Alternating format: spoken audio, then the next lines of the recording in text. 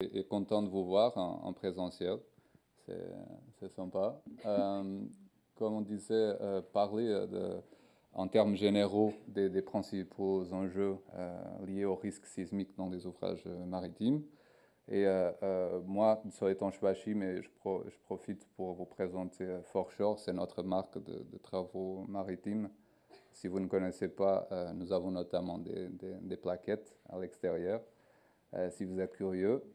Et voilà, comme introduction, le sommaire, on va aborder le risque sismique, le contexte général du risque sismique en milieu portuaire, les critères de choix de l'action sismique, les méthodes d'analyse pour les trois grandes familles de structures et une conclusion.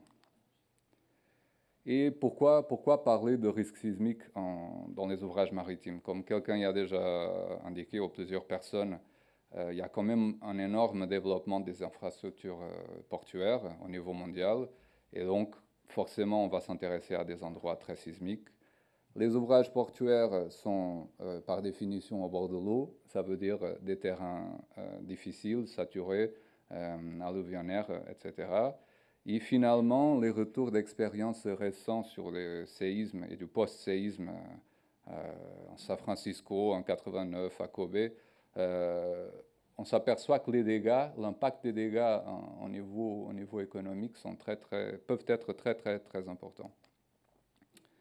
Cette carte, qui a l'avantage d'avoir des jolies couleurs, ça nous donne un peu un niveau mondial entre le gris, blanc et le rouge fort, qu'il y a quand même beaucoup de zones très sismiques, il y a beaucoup de côtes très sismiques, et que le rouge fort, c'est du 0,5 G.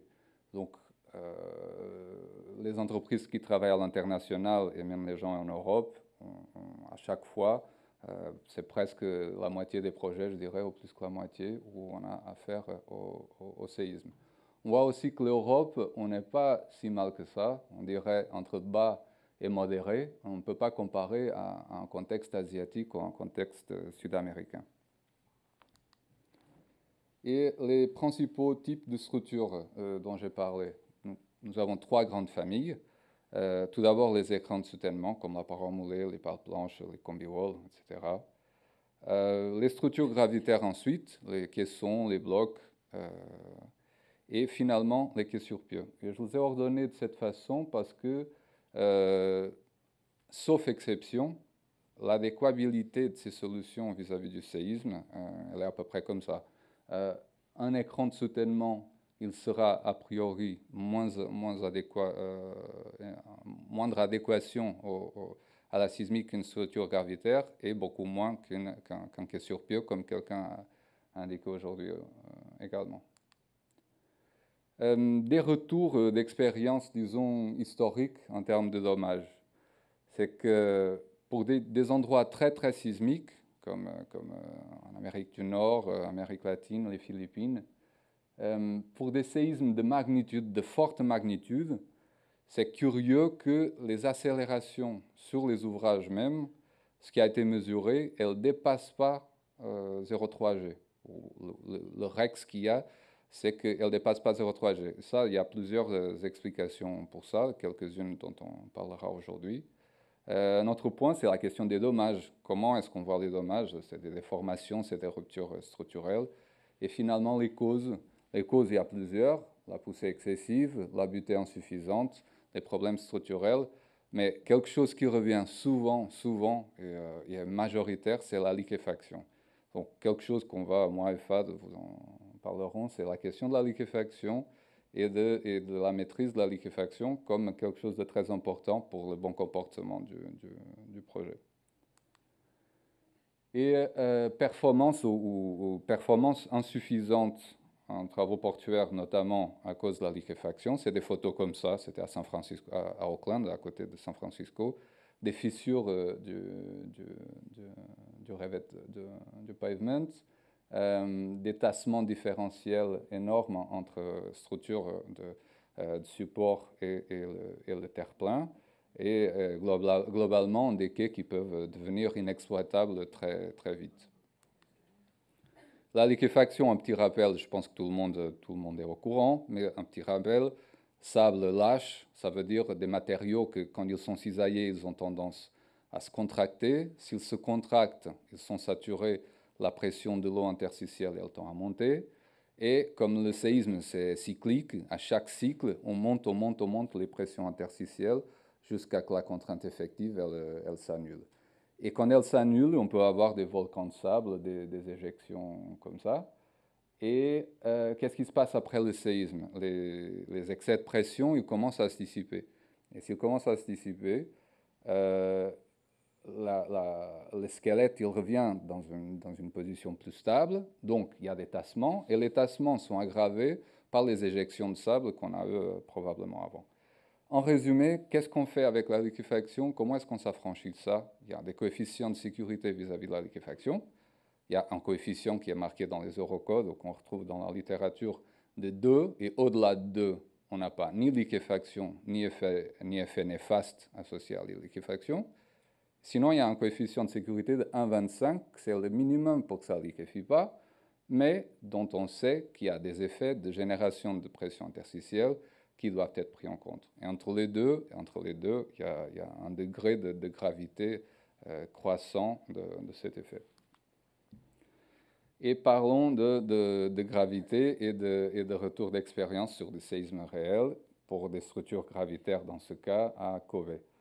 Ça montre quand même que pour un mur-poids rigide, qu'il accepte, donc ce cas-là, oui, c'est pas une structure exploitable, mais c'est une structure, disons, en ruine contrôlée, dans un cas qui permet c'est pas un collapse catastrophique. Et on voit que les dessins, il est à l'échelle, et à l'échelle, il y a des rotations énormes, il y a des tassements métriques, plurimétriques, et il y a des tassements différentiels derrière le quai assez significatifs. Et ça, en termes de mécanisme de ruine, on retrouve la mécanique des sols et les calculs qu'on faisait à l'école. Il y a le glissement, il y a le basculement, et il y a, si la fondation n'a pas une capacité suffisante, il y a du poinçonnement. Pour les rideaux, c'est un peu la même chose, sauf qu'il y a beaucoup plus de composantes et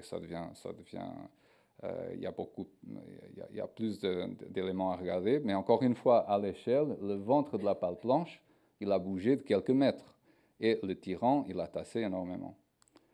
Donc la rupture, elle peut, dans l'autre cas, il y avait sûrement un problème de flexion qu'on retrouve ici au centre, mais on peut avoir un défaut de butée du contre-rideau, du rideau arrière, on peut avoir une rupture mécanique de l'ancrage arrière, on peut avoir une rupture du tirant en lui-même, et on peut avoir en haut à droite un défaut de butée.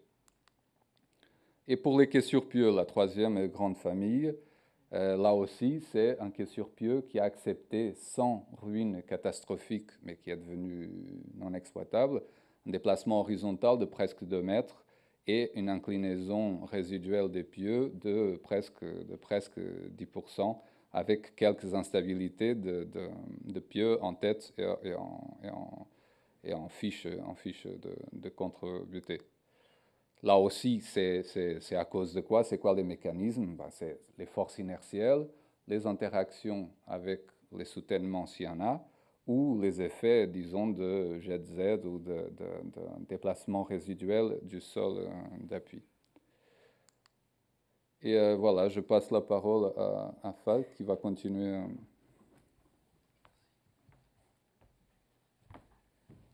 Bonjour à tous.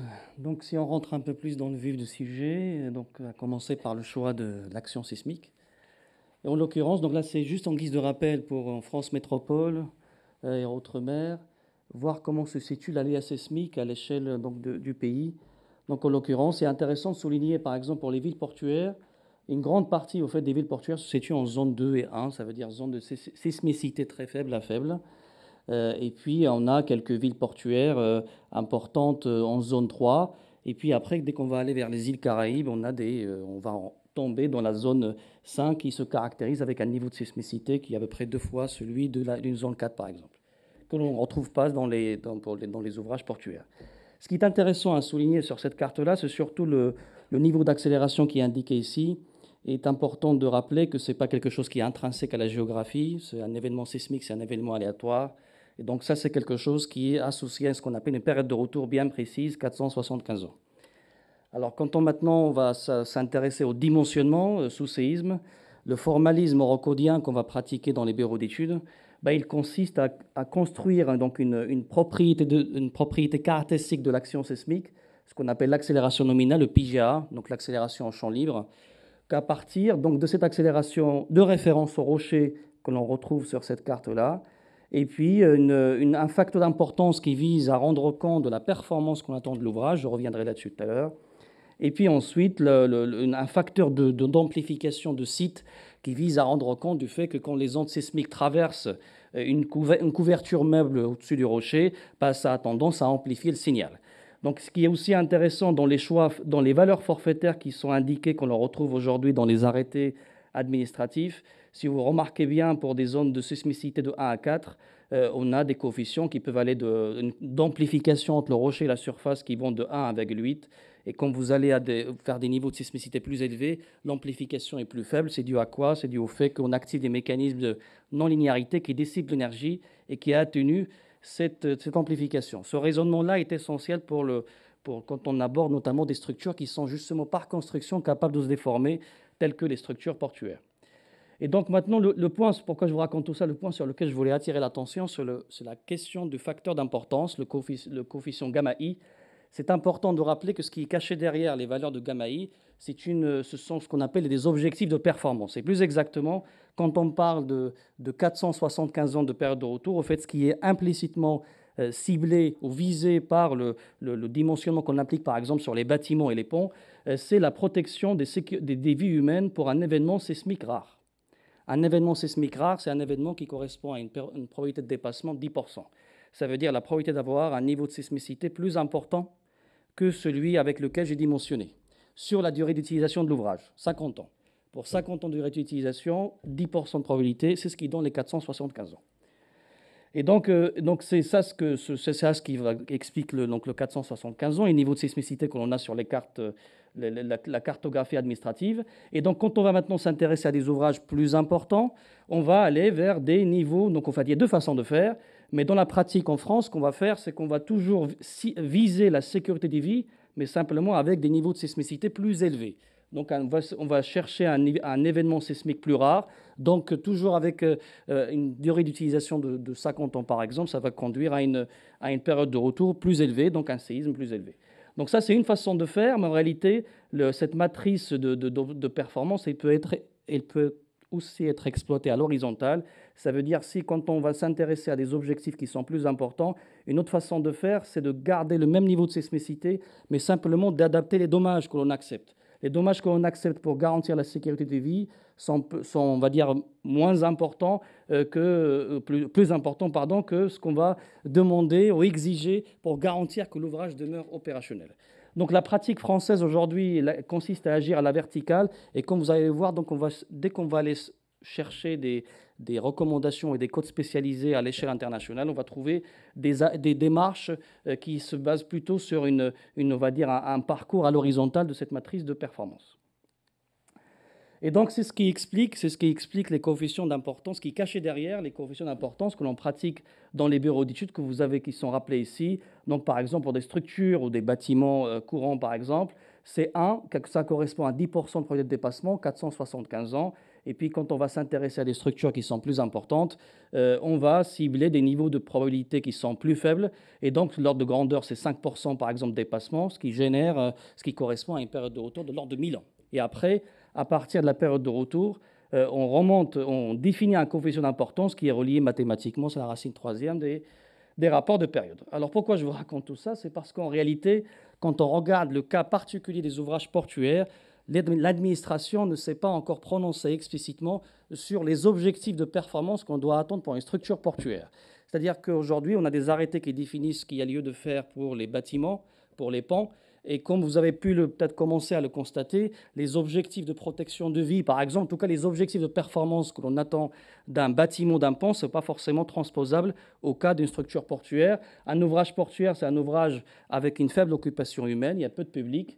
Il y a par contre des enjeux que l'on ne va pas forcément avoir au niveau des bâtiments courants. Typiquement, il peut y avoir des vrais enjeux environnementaux. On peut être amené à stocker des matières dangereuses. Il y a un vrai enjeu tout simplement lié à la protection de l'outil économique. Et puis, il peut y avoir aussi un enjeu stratégique pour l'accès au secours, notamment dans le cas des îles.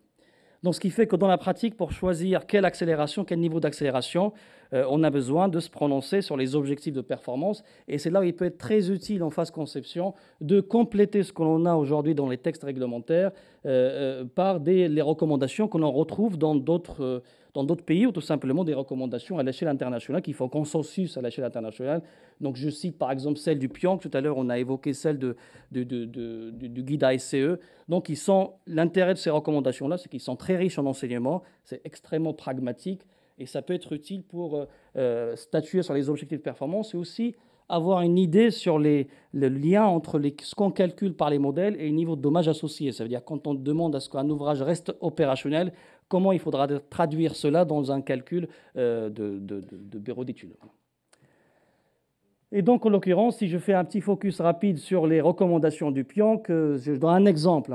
Et en l'occurrence, ça consiste à parcourir la matrice de performance dont je vous ai parlé tout à l'heure à l'horizontale. Ça veut dire qu'on fixe le niveau de sismicité à celui qui correspond à une probabilité de 10% de dépassement sur 50 ans, ça fait 475 ans. Ça veut dire le niveau de sismicité que l'on a sur la cartographie administrative française.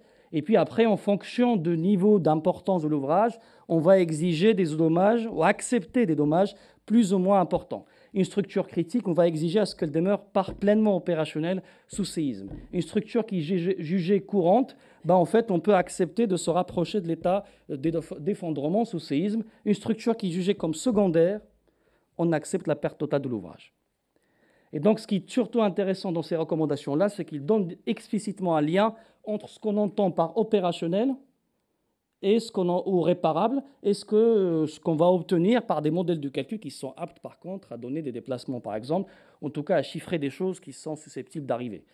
Et donc, en l'occurrence, je donne un exemple. Pour le cas d'un quai poids, on a des critères assez explicites en matière de déplacement horizontal, en matière de rotation, par exemple, résiduelle, post-séisme, bien évidemment. Et là, par exemple, c'est un tableau extrait du PIANC qui nous dit, finalement, pour garantir que l'ouvrage demeure opérationnel, l'ordre de grandeur, c'est 1% en termes de flèche horizontale en tête.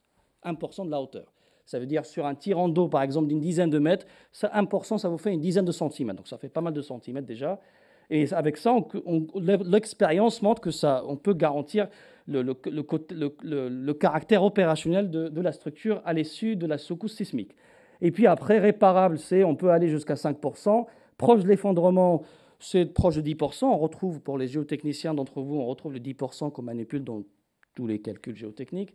Et puis au-delà de 10%, on considère qu'on a perdu la structure. Et donc, on va retrouver des critères de même type à la fois pour des structures en type écran de soutènement en double rideau, par exemple. Et là où, par exemple, en quai sur pieu, tout à l'heure, on a évoqué la question de la rotule plastique. Par exemple, la rotation que je dois maîtriser au niveau de la rotule plastique pour garantir que ça reste opérationnel, c'est quelque chose qui est explicitement donné dans ces recommandations-là. Et donc, ce qui nous amène aux méthodes d'analyse. Et les méthodes d'analyse, donc l'idée c'est comment chiffrer ces déplacements ou ces critères pour comparer par rapport à ce qu'on a dans la pratique. Et en l'occurrence, on a fait le choix de faire un focus extrêmement rapide. On n'a pas le temps de tout développer, mais sur les points clés à maîtriser pour les structures, on va dire, type de structure gravitaire, écran de soutènement, quai sur pieu. Donc, les méthodes d'analyse, simplement pour résumer, on peut les décomposer en 3 familles, en 3 niveaux de complexité. Vous avez niveau 1, c'est qui correspondra à l'essentiel de ce qui se pratique en bureau d'études. Ce sont des analyses pseudostatiques simplifiées. Typiquement, pour des problèmes géotechniques, des analyses pseudostatiques ont modifié la gravité, par exemple. Donc, on introduit les forces sismiques comme étant des forces d'inertie, entre guillemets, pseudostatiques. Donc, et puis, dans le cas, par exemple, d'un élément structural ou un quai sur pieu, ça serait des méthodes, entre guillemets, pseudostatiques. Là, on introduit la pseudo-accélération. C'est celle-là qui va nous servir, qui est déduite donc, du spectre de réponse, qui va nous servir à déterminer une force sismique équivalente. En tout cas, ce ce qu'on va classer, ces méthodes-là, on va les classer dans la rubrique niveau 1, analyse pseudostatique simplifiée. Niveau suivant, c'est qu'on va commencer à écrire quelque chose qui permet de rendre compte de la capacité de ces structures-là à se déformer, à dissiper de l'énergie, à activer des mécanismes non linéaires. Donc typiquement, tout à l'heure, ce matin, on a évoqué des calculs de type pushover qui visent à rendre compte, par exemple, de la formation de rotules plastiques pour un quai sur pieu. Par exemple, pour des problèmes de quai-poids, ça peut être des modèles de blocs rigides de type Newmark qui visent à dire que finalement, certes, j'ai un coefficient de sécurité qui est inférieur à 1, ça veut dire qu'il y a un déplacement, je vais chiffrer ce déplacement et vérifier qu'il est acceptable vis-à-vis de l'exploitation de l'ouvrage, ça veut dire vis-à-vis typiquement des critères que vous avez ici. Et donc voilà, donc après, pour mettre en œuvre, et puis le troisième niveau, je ne commente pas trop parce que l'idée c'est que ça reste un niveau qui est réservé soit à des ouvrages d'exception et dans tous les cas réservé à des études de validation, c'est-à-dire des modèles numériques complets, dynamiques, temporels. Il ne faut pas compter là-dessus pour faire découvrir la conception. Donc il faut avoir une conception et on peut par exemple s'en servir pour valider, vérifier qu'on n'est pas passé à côté d'un mécanisme de ruine, on va dire, particulier. Et donc, les principaux points clés à gérer, par exemple, si je fais un focus, mais rapidement sur une structure gravitaire, donc on a évoqué la question de risque de liquéfaction.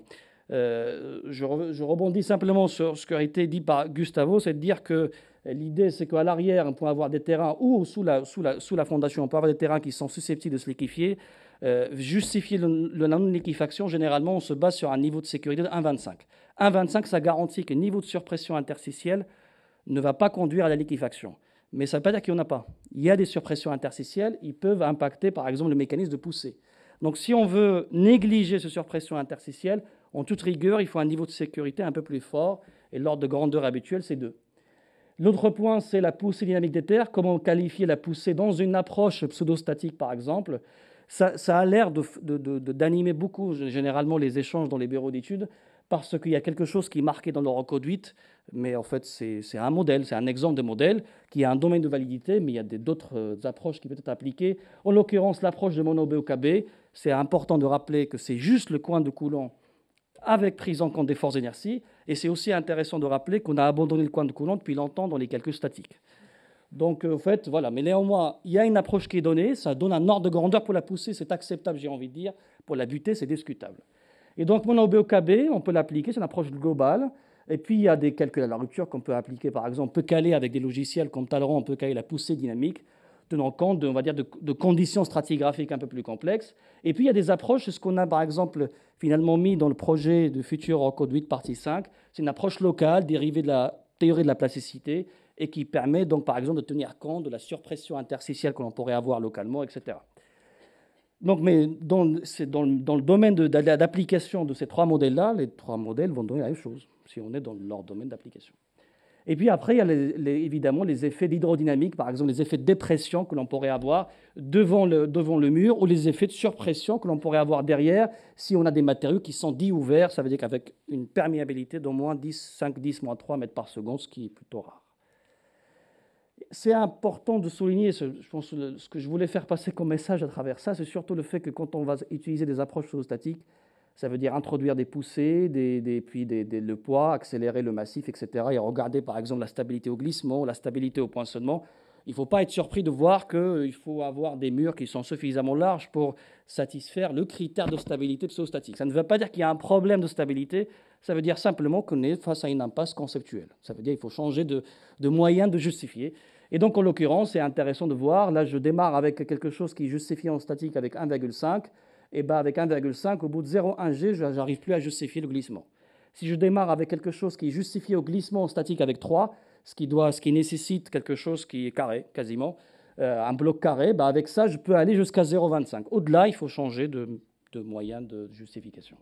Et puis pareil, si maintenant j'ai des terrains qui sont susceptibles d'accepter ce mécanisme-là, c'est-à-dire que je n'ai pas du rocher tout de suite, donc des mécanismes de portance combinés, comme vous pouvez le voir, là ça chute beaucoup plus vite. Pour quelque chose qui est carré, j'atteins la limite de stabilité au sens de l'approche pseudostatique à partir de 0,15 G.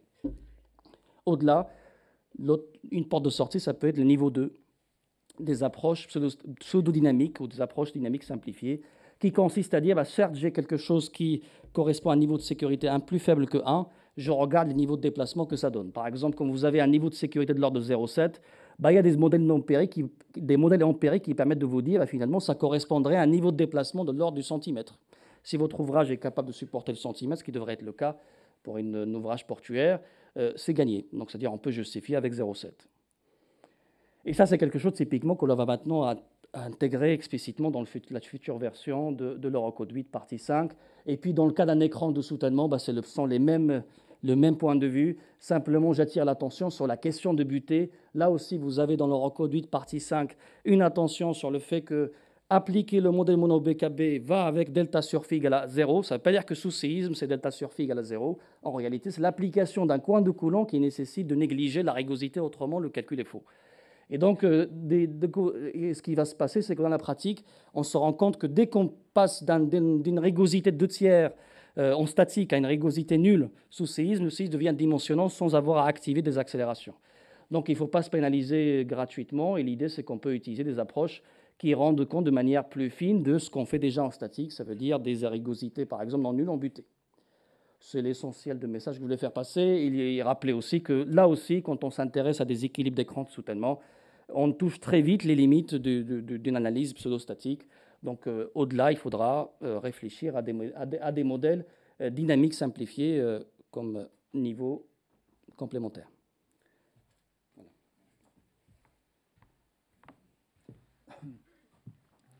Bon, pour la troisième famille, on revient au quai sur pieux. Comme quelqu'un a déjà dit ce matin, c'est une solution généralement adaptée à ces contextes sismiques. Il y a quand même un message que nous voudrions faire passer, c'est que avant, et dans certaines parties du monde, on retrouve encore des quais sur pieux avec des pieds inclinés. Ce qui, en théorie, c'est une bonne idée pour les forces horizontales, parce qu'il y a une composante horizontale qui est absorbée directement. Ce qu'on s'aperçoit par retour d'expérience, notamment aux États-Unis, et pas mal de publications là-dessus, c'est que c'est très difficile de garantir la ductilité. D'abord, le bon comportement, ensuite la ductilité, c'est à la source de ce bon comportement, notamment à niveau du nœud de connexion. Et le nœud de connexion, celui-là, ça veut dire qu'il y a des énormes compressions et des énormes tractions à transférer dans un endroit qui est super congestionné. Donc, si vous voyez, notre avis, si vous voyez des choses comme ça, ce n'est pas très à la mode et ça risque de ne pas être très, très facile à faire passer. Ce qui est très à la mode et ce qu'on voit un peu partout, notamment aujourd'hui déjà, c'est les pieux métalliques verticaux, des pieux battus. Ici, il y a une photo d'un projet à nous, c'était en Uruguay. Et il y a l'avantage qu'il y a plusieurs phases de construction qui sont visibles et donc toutes les composantes de la structure. Il y a les pieux battus, verticaux, tubulaires, comme on fait dans l'oil and gas, le maritime assez souvent.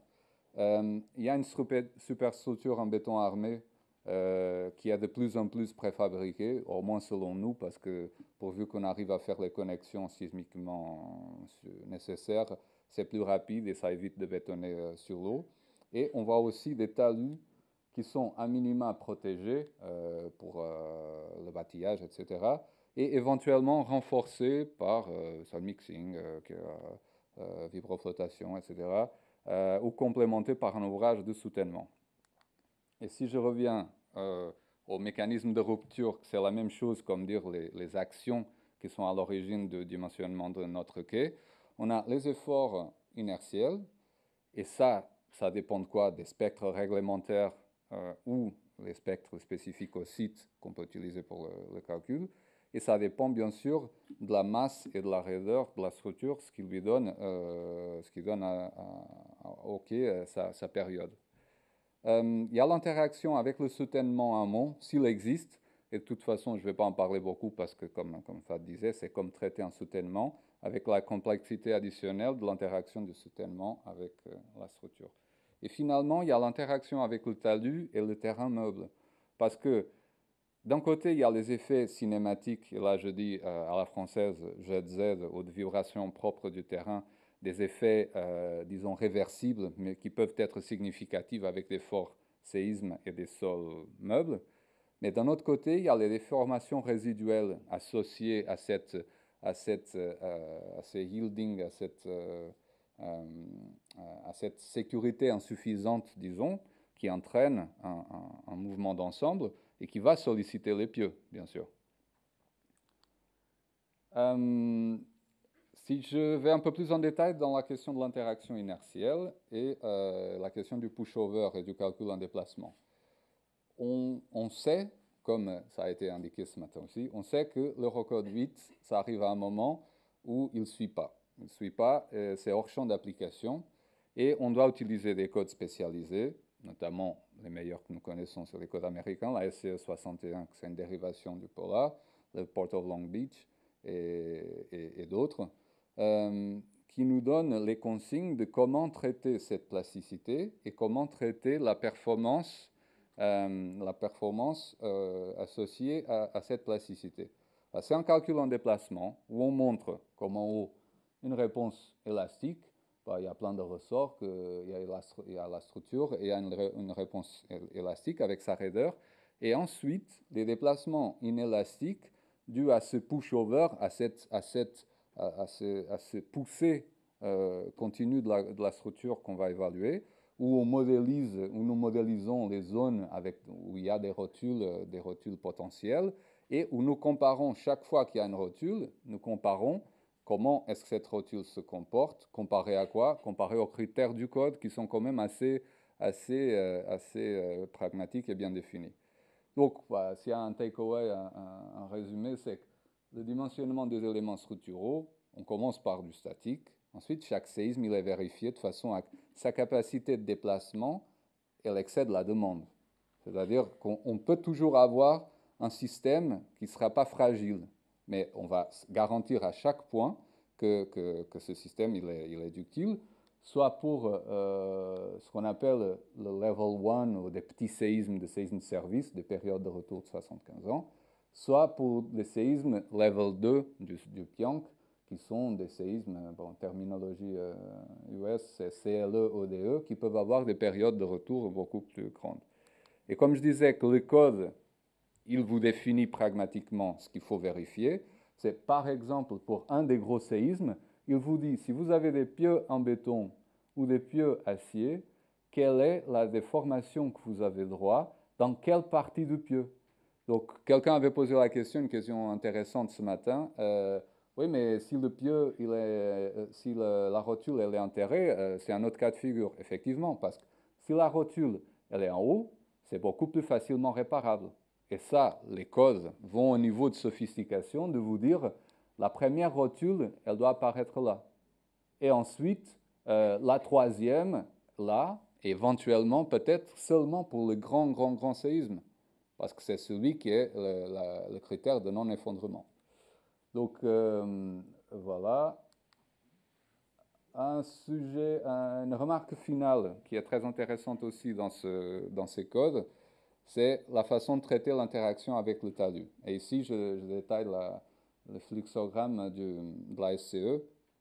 En fait, demande une stabilité statique de 1.5. Là, c'est pas sorcier, il n'y a rien de nouveau. C'est comme nous on faisait avant l'Eurocode. Mais ce qui est intéressant, c'est que sous séisme, il n'y a pas une sécurité minimale. On peut avoir des coefficients de sécurité inférieurs à 1, largement inférieurs à 1, mais pourvu que nous arrivons structurellement à le prendre en compte.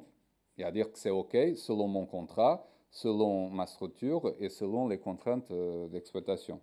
Et ça, c'est intéressant. Et dit, pourquoi se pénaliser quand on a droit à exploiter les déformations? Et finalement, ça reboucle la question de la liquéfaction. C'est intéressant qu'il nous demande une stabilité post-sismique avec un facteur de plus qu'un 10.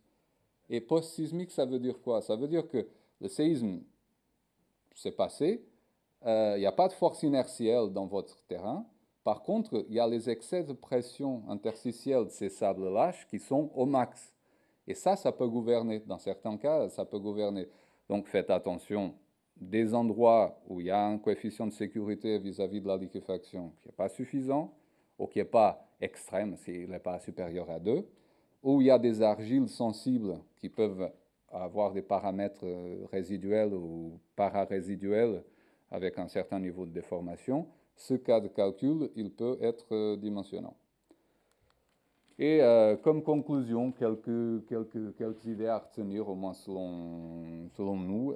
La liquéfaction comme principale cause de désordre des ouvrages maritimes, il vaut mieux l'éviter, l'écarter complètement. Si on ne peut pas l'écarter complètement, réfléchissons aux effets que ça peut avoir sur notre structure, notamment en termes de stabilité.